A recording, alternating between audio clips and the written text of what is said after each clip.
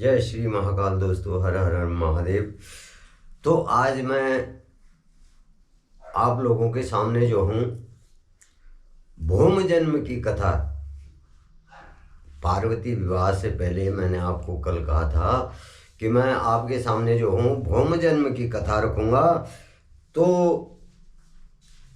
आज जो है ब्रह्मा जी नारद जी से कह रहे हैं कि हे नारद, भगवान शिव का यश परम पावन है और मंगलकारी है, भक्ति वर्धक भी है और उत्तम है।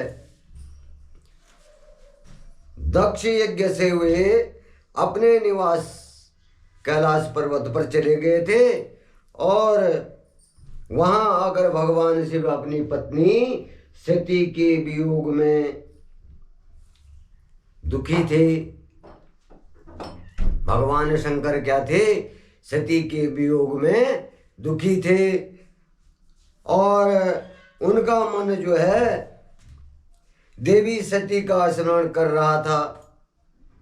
जब वो अपने कैलाश पर्वत पर चले गए थे, जब वहाँ सती के देह त्याग के बाद जो है भगवान शंकर वहाँ क्रोधित हो गए थे और उसके बाद जब राजा दक्ष, प्रजापति दक्ष को उन्होंने वहाँ पर क्षमा कर दिया था और वो वहाँ से लौट करके जो है अपने कैलाश पर्वत में अपने धाम में चले गए थे। तो वो माता सती को याद कर रहे थे और उनके वियोग में जो थे बहुत दुखी थे और वो जो है बार बार जो है सती को याद कर रहे थे और उनकी याद में व्याकुल हो रहे थे। तब उन्होंने अपने सभी गणों को वहां बुलाया और उनसे देवी सती के गुणों और उनकी सुशीलता का वर्णन करने लगे। अपने गुणों को बुला करके वहाँ पे उनसे बातचीत करने लगे और सती के बारे में जो है उनसे वार्तालाप करने लगे, उनको उनके गुणों का बखान करने लगे और फिर गृहस्थ धर्म को त्याग कर वे सब कुछ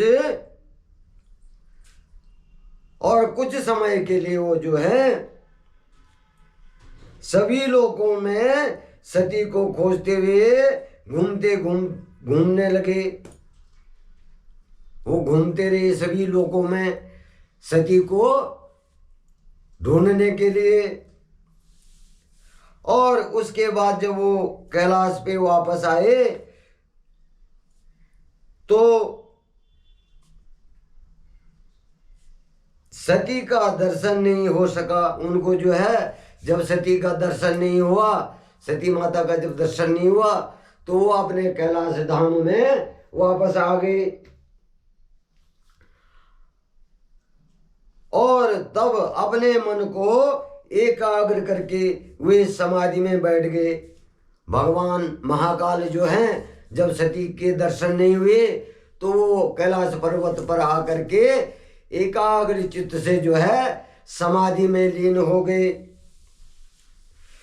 और भगवान शंकर इस प्रकार बहुत लंबे समय तक जो है समाधि लगा कर बैठे रहे।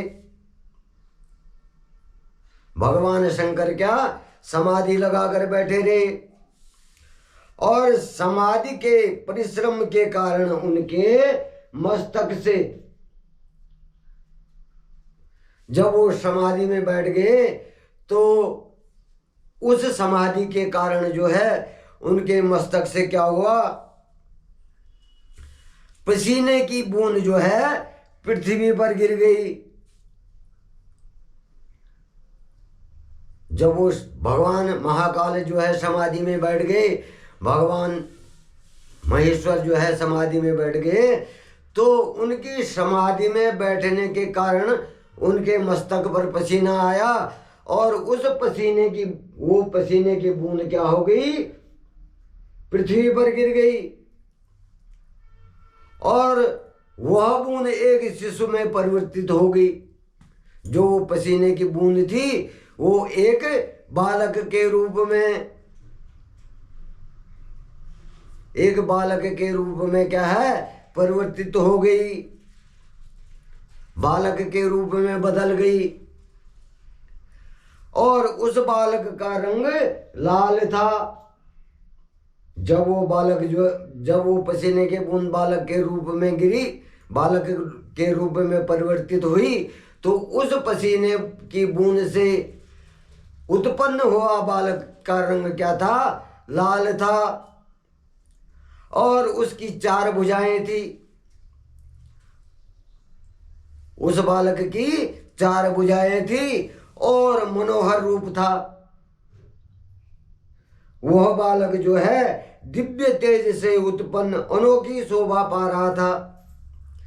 वो बालक जो है दिव्य तेज से प्रकाशित हो रहा था और अलौकिक शोभा पा रहा था।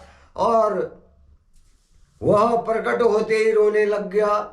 वो बालक जो है जैसे ही प्रकट हुआ तो वो रोने लग गया। और उसे देख करके संसारी मनुष्यों की भांति शिव उसके पालन पोषण का विचार करने लगे और उसके पालन पोषण का विचार करते करते जो है वो व्याकुल हो गए। उस बालक का पालन पोषण करने के लिए जो है वो भगवान शंकर क्या हो गए, व्याकुल हो गए। संसारी मनुष्यों की भांति जो है सोचने लगे। और उसी समय डरी हुई एक सुंदर स्त्री वहां आई और उसने उस बालक को अपनी गोद में उठा लिया। जब वो बालक रोने लगा तो तभी एक जो है सुंदर स्त्री वहां आई और उस बालक को उसने अपने गोद में उठा लिया और उसका मुख चूमने लगी, उसको लाड प्यार करने लगी। जैसे माताएं जो हैं अपने शिशुओं को जो है प्यार करती हैं, उस प्रकार से वो स्त्री भी जो है उस बालक का जो है मुंह चूमने लगी। और उन्होंने उसे दूध पिलाकर उस बालक के रोने को शांत किया। उस स्त्री ने उस बच्चे को दूध पिलाया और उस बच्चे को रोने से शांत कराया। फिर वह उसे खिलाने लगी, वो उसके साथ में खेलने लगी। और वह स्त्री और कोई नहीं, स्वयं पृथ्वी माता थी। अब यहाँ पर जो है जब भगवान महाकाल की पसीने की बूंद पृथ्वी में गिरी और वहाँ बालक उत्पन्न हुआ उस पसीने की बूंद से, अब वहाँ पर जो है स्त्री प्रकट होती है। स्वयं धरती माता जो है स्त्री रूप में प्रकट होकर के जो है उस बालक को अपने गोद में उठाती हैं। तो इस प्रकार से जो है वहां पर जो है स्वयं जो है पृथ्वी जो है स्त्री रूप में प्रकट हो जाती हैं और इस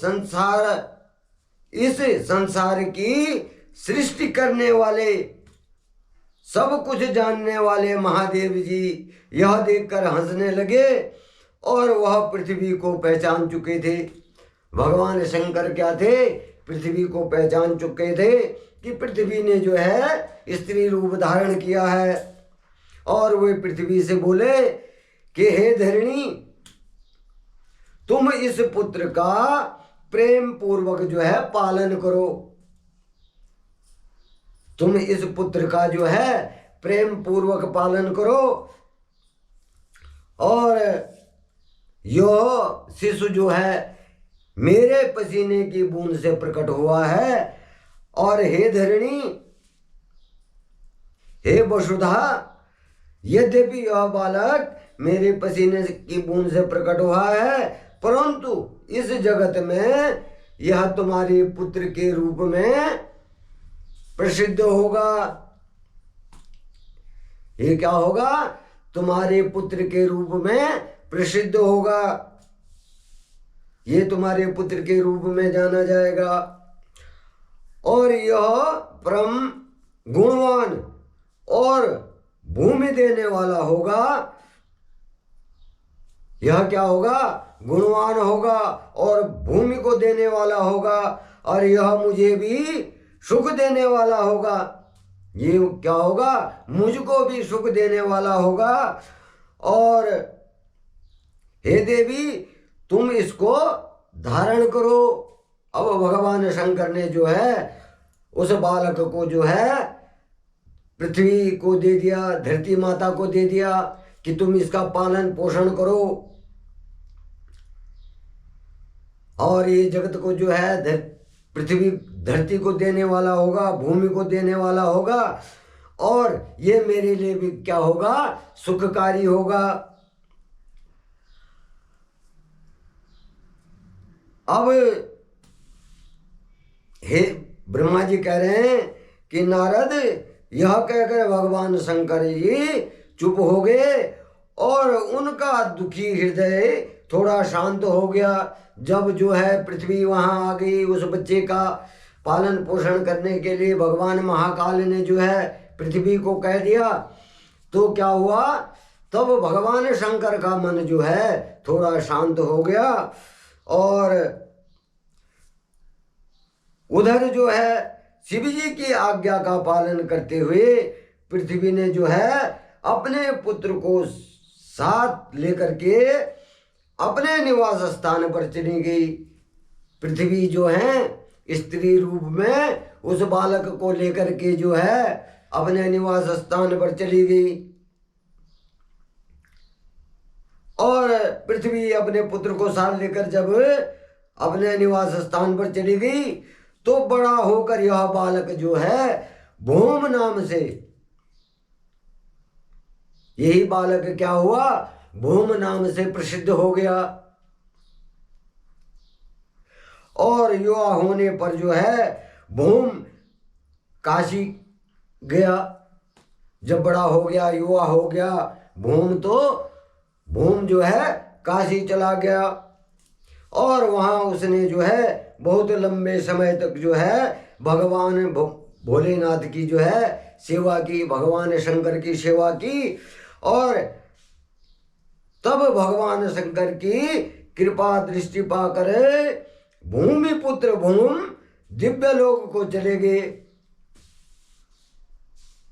जब वो काशी में गए और उन्होंने तपस्या की, भगवान शंकर की सेवा की, उसके पश्चात जो है भगवान महाकाल की कृपा से जो है भूम जो है दिव्य लोक को चले गए।